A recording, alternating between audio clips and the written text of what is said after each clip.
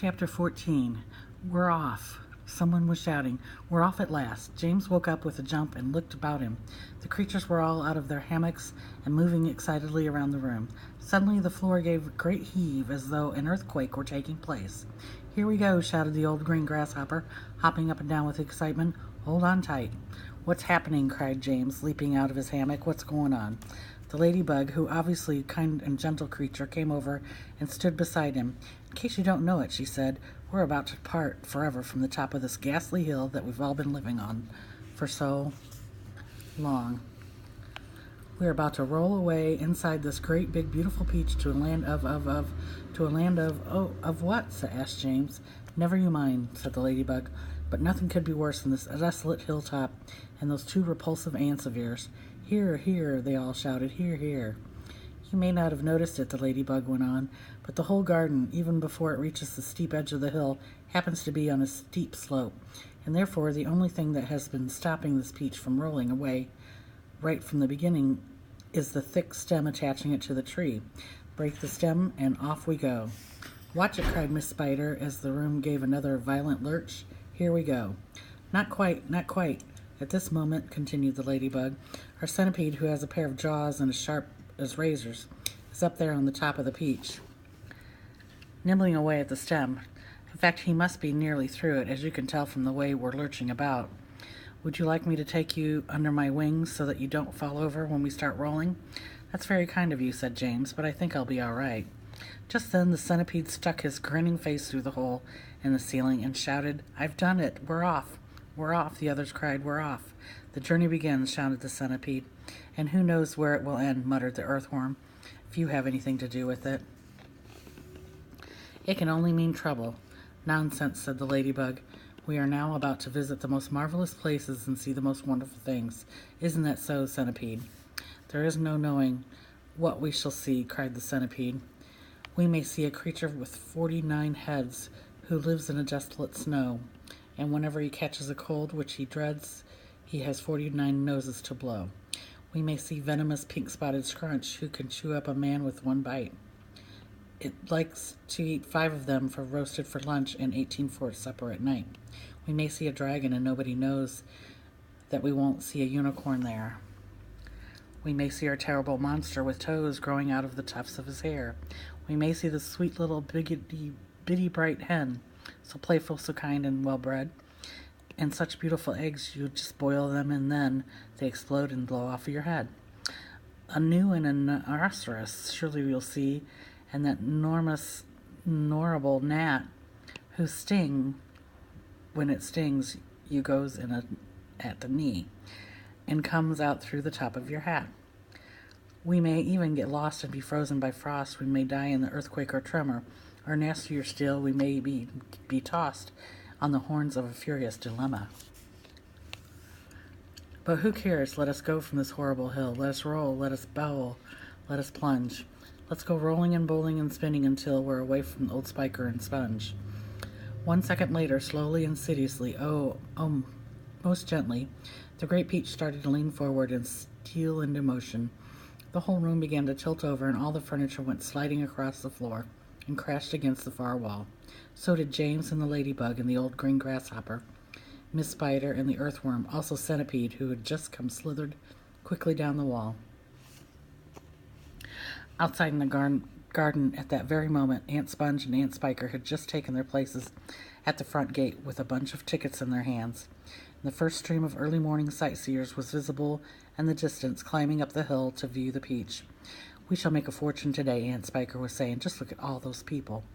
I wonder what became of that horrid little boy of ours last night, Aunt Sponge said. He never did come back in, did he?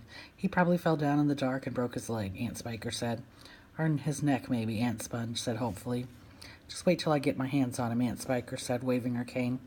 He'll never want to stay out all night like that again.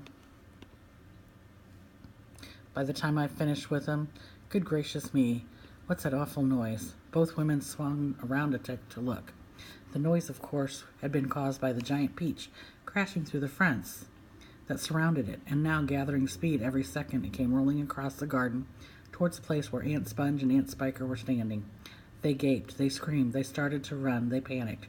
They both got in each other's way. They began pushing and jostling, and each of them was thinking only about saving herself. Aunt Sponge, the fat one, tripped over a box that she'd brought along to keep the money in and fell flat on her face. Aunt Spiker immediately tripped over Aunt Sponge and came down on top of her. They both lay on the ground, fighting and clawing and yelling and struggling frantically to get up again. But before they could do this, the mighty Peach was upon them.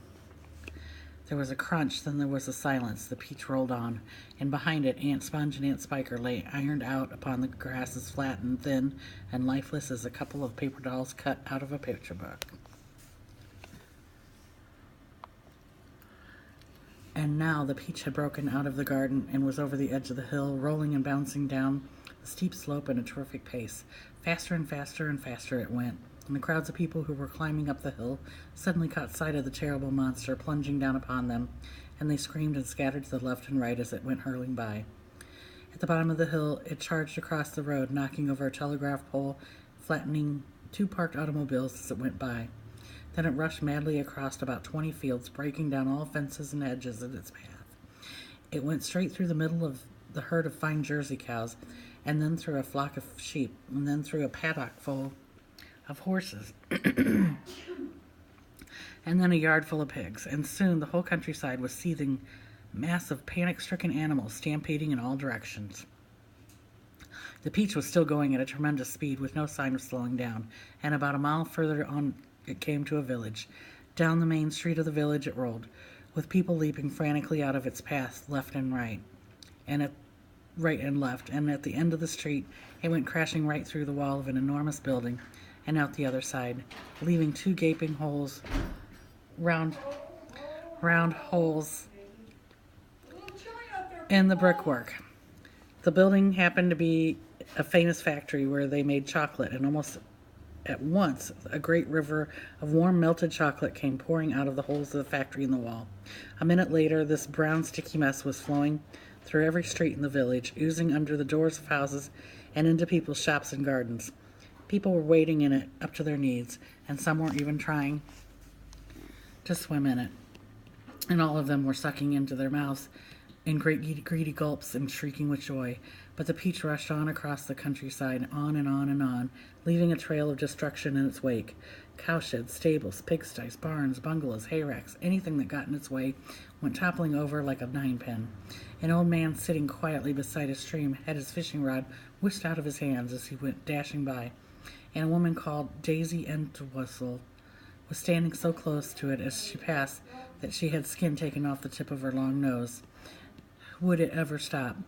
Why should it? A round object will always keep on rolling as long as it's on a downhill slope, and in this case the land sloped downhill all the way until it reached the ocean, the same ocean that James had begged his aunts to be allowed to visit the day before.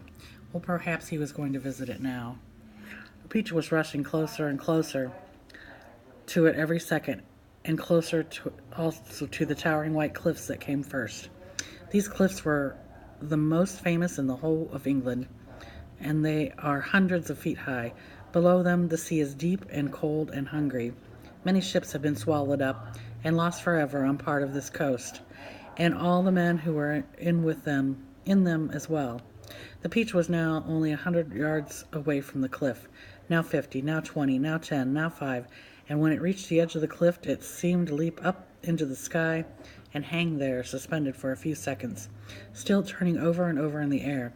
Then it began to fall, down, down, down, down, down. Smack! It hit the water with a colossal splash, and sank like a stone. But a few seconds later, it came up again, and this time up it stayed, floating serenely upon the surface of the water.